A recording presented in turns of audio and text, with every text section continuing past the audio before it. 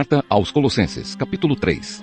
Vocês foram ressuscitados com Cristo, portanto ponham o seu interesse nas coisas que são do céu, onde Cristo está sentado ao lado direito de Deus. Pensem nas coisas lá do alto e não nas que são aqui da terra, porque vocês já morreram e a vida de vocês está escondida com Cristo, que está unido com Deus. Cristo é a verdadeira vida de vocês, e quando Ele aparecer, vocês aparecerão com Ele e tomarão parte na sua glória, a vida velha e a vida nova.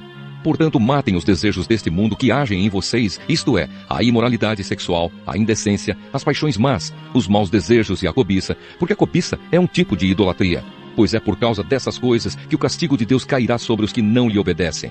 Antigamente a vida de vocês era dominada por esses desejos, e vocês viviam de acordo com eles. Mas agora livrem-se de tudo isto, da raiva, da paixão e dos sentimentos de ódio, e que não saia da boca de vocês nenhum insulto e nenhuma conversa indecente. Não mintam uns para os outros, pois vocês já deixaram de lado a natureza velha com os seus costumes e se vestiram com uma nova natureza. Essa natureza é a nova pessoa que Deus, o seu Criador, está sempre renovando para que ela se torne parecida com Ele, a fim de fazer com que vocês o conheçam completamente.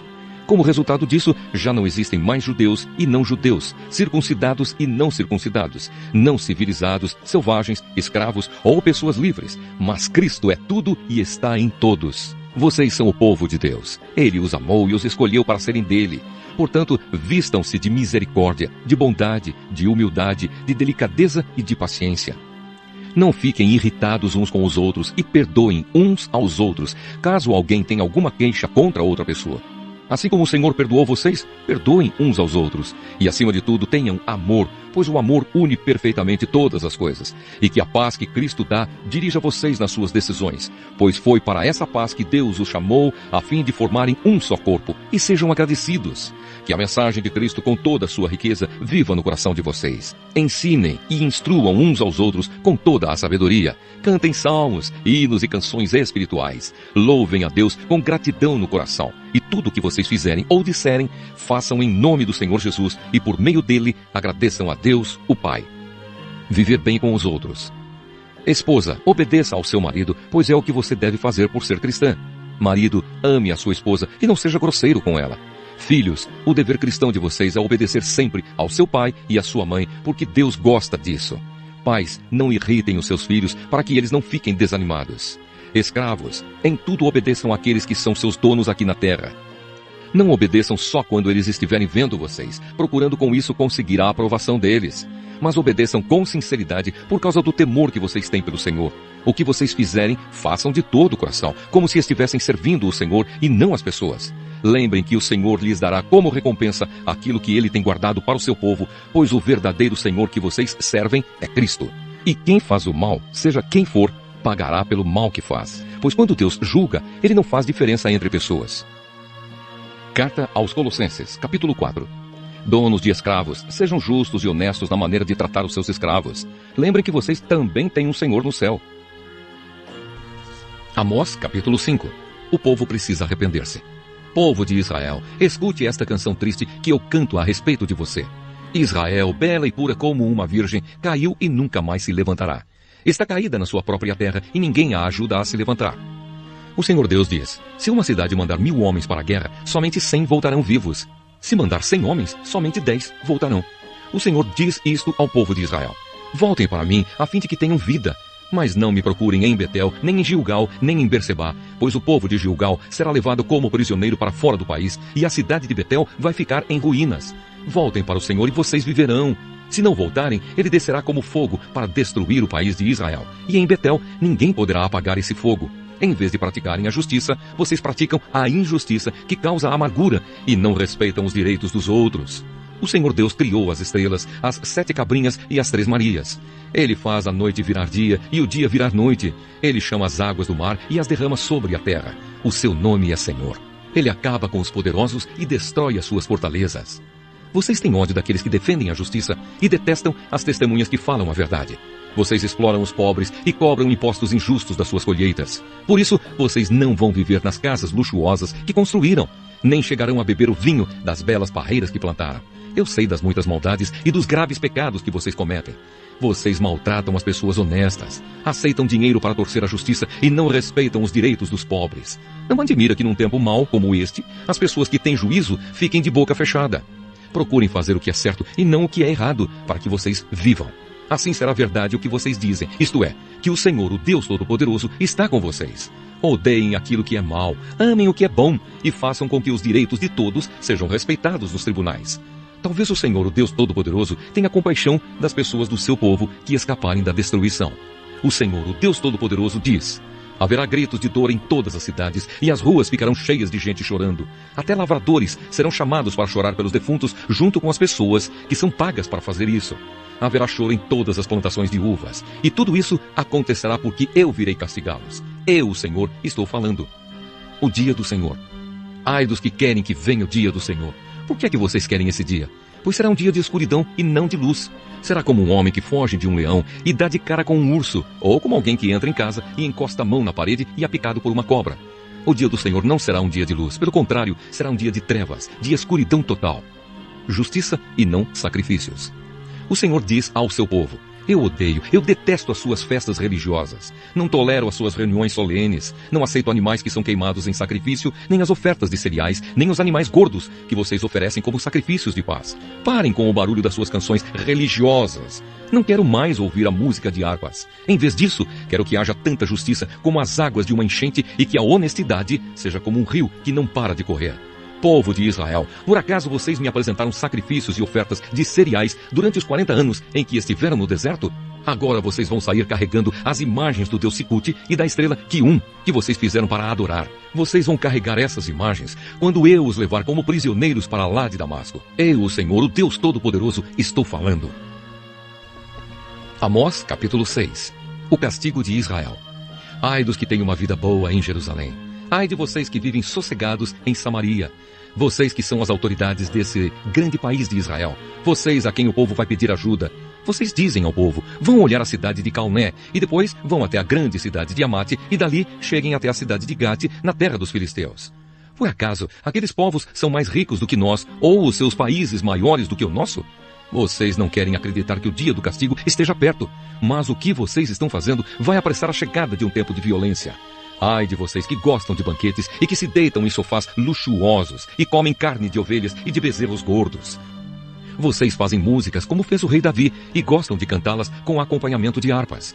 Bebem vinho em taças enormes, usam os perfumes mais caros, mas não se importam com a desgraça do país. Portanto, vocês serão os primeiros a serem levados como prisioneiros para fora do país e não haverá mais banquetes alegres. O Senhor, o Todo-Poderoso, jurou assim: eu vou entregar a cidade de Samaria nas mãos do inimigo, que levará embora tudo o que encontrar. Pois eu odeio o orgulho do povo de Israel, detesto os seus palácios. E vai acontecer que, se houver 10 pessoas numa casa, todas morrerão. E quando alguém chegar para tirar da casa o corpo do seu parente e queimá-lo, perguntará a quem ainda estiver vivo lá dentro: tem mais gente aí? O outro responderá: não tem não. Então o primeiro dirá: cale a boca, não devemos nem dizer o nome do Senhor. Pois o Senhor vai dar uma ordem e todas as casas, as grandes e as pequenas, serão destruídas. Por acaso, podem os cavalos galopar sobre as rochas? Ou será que os bois podem puxar o arado no mar? Claro que não. Mas vocês fazem a honestidade virar veneno e a justiça virar injustiça. Vocês se orgulham de terem derrotado a cidade de Lodebar e se gabam dizendo: pela nossa própria força conquistamos Carnaim. O Senhor, o Deus Todo-Poderoso, diz: povo de Israel, vou mandar uma nação invadir o seu país e todos vocês serão perseguidos desde a subida de Amate, no norte, até o riacho Arabá, no sul. Amós, capítulo 7. A visão dos gafanhotos. O Senhor Deus me mostrou numa visão o seguinte: eu vi Deus criar uma praga de gafanhotos. Isso aconteceu quando já começava a crescer o capim, que brota depois da colheita que pertence ao rei. Quando os gafanhotos acabaram de comer todas as plantas, eu disse a Deus, o Senhor: eu te peço, a Deus, que nos perdoes. O teu povo é fraco, como poderemos resistir? Então ele mudou de ideia e respondeu: o que você viu não acontecerá. A visão do fogo. O Senhor Deus me mostrou numa visão outra coisa. Eu vi que ele estava pronto para castigar o seu povo com fogo. O fogo secou o grande mar que fica debaixo da terra e estava acabando com as plantações. Aí eu disse a Deus, o Senhor: ó Deus, para! O teu povo é fraco, como poderemos resistir? Então ele mudou de ideia e respondeu: isso também não acontecerá. A visão do prumo. O Senhor me mostrou numa visão isto também. Ele estava perto de um muro construído direito a prumo e tinha um prumo na mão. Ele me perguntou: Amós, o que é que você está vendo? Um prumo, respondi. Então ele me disse: eu vou mostrar que o meu povo não anda direito. É como um muro torto, construído fora de prumo. E nunca mais vou perdoar o meu povo. Todos os templos e os outros lugares de adoração da terra de Israel serão destruídos, e eu vou acabar com o rei Jeroboão e com os seus descendentes. Amós e Amazias. Amazias, o sacerdote de Betel, mandou o seguinte recado a Jeroboão, o rei de Israel. Amós está planejando uma revolta contra o Senhor no meio do povo. O que ele está dizendo põe o país em perigo. Ele anda falando assim: Jeroboão morrerá numa guerra, e o povo de Israel será levado como prisioneiro para fora do seu país. Depois Amazias disse a Amós: fora daqui, seu profeta, volte para sua terra de Judá e ganhe a vida por lá com as suas profecias. Pare de profetizar aqui em Betel, pois este é o santuário onde o rei adora, este é o templo principal do país. Amós respondeu: não sou profeta por profissão, não ganho a vida profetizando. Sou pastor de ovelhas e também cuido de figueiras. Mas o Senhor Deus mandou que eu deixasse os meus rebanhos e viesse anunciar a sua mensagem ao povo de Israel. Portanto, escute a mensagem de Deus, o Senhor. Você, Amazias, diz que eu não devo continuar profetizando contra o povo de Israel. Mas o Senhor diz a você: a sua mulher virará prostituta aqui na cidade e os seus filhos e as suas filhas morrerão na guerra. O seu país será dividido entre outros países e você morrerá numa terra pagã. E o povo de Israel vai ser levado como prisioneiro para fora da sua terra. Amós, capítulo 8. A visão da cesta de frutas. O Senhor Deus me mostrou numa visão o seguinte: estava ali uma cesta cheia de frutas maduras. Ele me perguntou: Amós, o que é que você está vendo? Uma cesta cheia de frutas maduras, respondi. Então ele me disse: chegou o fim para o povo de Israel, que está maduro, pronto para ser arrancado como uma fruta madura. Nunca mais vou mudar de ideia e perdoá-los. Naquele dia, em vez de canções, haverá lamentações no palácio. Haverá tantos mortos que os corpos serão jogados em qualquer lugar. Silêncio. Eu, o Senhor, estou falando. A condenação de Israel. Escutem, vocês que maltratam os necessitados e exploram os humildes aqui neste país. Vocês dizem: quem dera que a festa da lua nova já tivesse terminado para que pudéssemos voltar a vender os cereais. Como seria bom se o sábado já tivesse passado. Aí começaríamos a vender trigo de novo, cobrando preços bem altos, usando pesos e medidas falsas e vendendo trigo que não presta. Os pobres não terão dinheiro para pagar as suas dívidas, nem mesmo os que tomaram dinheiro emprestado para comprar um par de sandálias. Assim, eles se venderão a nós e serão nossos escravos. Portanto, o Senhor, o Deus a quem o povo de Israel louva, faz este juramento: nunca esquecerei aquilo que o meu povo tem feito. Por causa disso, a terra tremerá e todos os seus moradores chorarão de tristeza. A terra subirá e baixará como as águas do rio Nilo. Naquele dia, farei o sol se pôr ao meio-dia, e em pleno dia a terra ficará coberta de escuridão. Sou eu, o Senhor, quem está falando. Transformarei as suas festas em velórios. Vocês vão chorar em vez de cantar. Em sinal de luto, vocês vestirão roupa feita de pano grosseiro e raparão a cabeça. Vocês serão como pais chorando a morte do filho único, e tudo terminará em amargura. Está chegando o dia em que mandarei fome pelo país inteiro. Todos ficarão com fome, mas não por falta de comida, e com sede, mas não por falta de água. Todos terão fome e sede de ouvir a mensagem de Deus, o Senhor. Correrão do Mar Morto até o Mar Mediterrâneo, irão pelas regiões do norte e do leste do país, procurando a mensagem de Deus, o Senhor, mas não a encontrarão. Naquele dia, até moços e moças fortes desmaiarão de sede. Os que juram pelos ídolos de Samaria, os que dizem: eu juro pelo Deus de Dan, ou eu juro pelo Deus de Berseba, todos eles cairão e nunca mais se levantarão. Eu, o Senhor, estou falando. Amós, capítulo 9. A visão da queda do templo de Betel. Eu vi o Senhor perto do altar. Ele disse: dê pancadas nas colunas do templo até que o edifício todo comece a tremer. Deixe cair pedaços das colunas nas cabeças das pessoas que estão lá dentro. Os que escaparem com vida, eu matarei na guerra. Nenhum deles escapará, nenhum viverá. Mesmo que consigam entrar pela terra adentro e chegar até o mundo dos mortos, eu os tirarei dali. Mesmo que subam até o céu, eu os farei descer de lá. Se procurarem se esconder no alto do Monte Carmelo, eu irei atrás deles e os pegarei. Se eles se esconderem de mim no fundo do mar, eu darei ordem à serpente do mar e ela os morderá. Se forem levados como prisioneiros pelo inimigo, eu darei ordem e eles serão mortos, pois eu vou cuidar deles não para protegê-los, mas para destruí-los.